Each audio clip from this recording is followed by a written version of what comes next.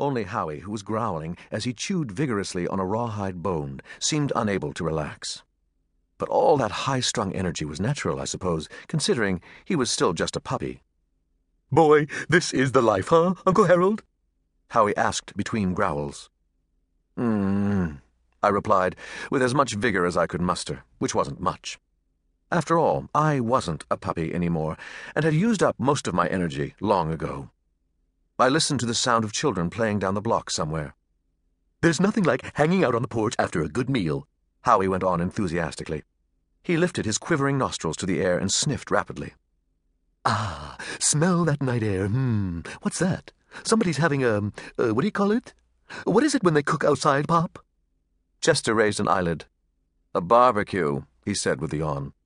"Oh, yeah. Gee, I have so much to learn, but you and Uncle Harold have taught me a lot already." He gazed admiringly at Chester. "Thanks, Pop," he said. Chester raised his other eyelid and shook his head. He turned his gaze from Howie to me. "Why does the kid insist on calling me Pop?" he asked. "I'm not his father. I'm not even a dog. If anyone around here should be his pop, it should be you, Harold. Dogs of a feather should stick together and all that." Howie chuckled. "That's a good one, Pop. Dogs of a feather. I'll have to remember that one." I didn't even attempt to answer Chester's question. After all, Chester, who doesn't hold dogs in particularly high regard, did seem an odd choice of a father figure for a young pup. But Howie, who had recently come to live with us, had formed his attachment right away, and there was no breaking him of it now. "Too bad the rabbit can't come out here, too," Howie went on with a nod toward the living room. "It's not fair, his having to be cooped up inside that cage all the time." "I'm afraid that's a rabbit's fate," I said. "At least for a domesticated one. Though I must agree with you, Howie. I feel sorry for Bunnicula, too." "Save your sympathy," Chester muttered. "Bunnicula is no ordinary rabbit, if he ever got out. And let's not forget that once upon a time he did, Harold. He'd only stir up trouble." "Are you still convinced?" I started to say, but stopped myself, not wanting to alarm young Howie with Chester's theories of Bunnicula's true identity. Chester looked mildly surprised. "Of course I am," he replied. "Can there be any doubt? You saw the evidence yourself, Harold."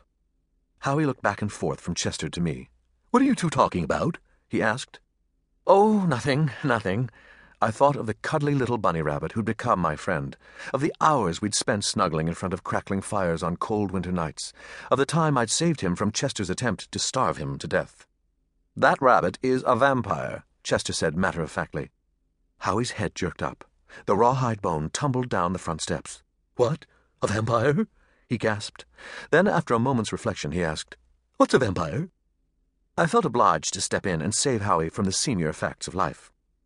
"A vampire," I explained, "is the person who calls the rules during a baseball game." "Don't confuse the kid," Chester said, bathing a paw, "and don't be such a Pollyanna." Turning to Howie, he said, "A vampire is a creature, once dead, who sucks the blood out of other living beings in order to live." Howie's eyes widened in amazement. What?" he stammered. "So far, our friend Bunnicula hasn't attacked people," Chester went on calmly, "or cats or dogs, for that matter. But he has drained the juices out of vegetables, turning them ghostly white.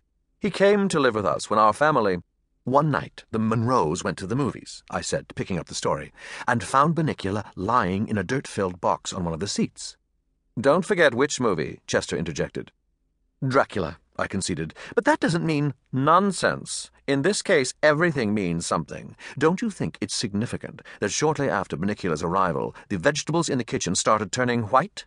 And wasn't it strange that they did so during the night, the only time Bunnicula wasn't asleep?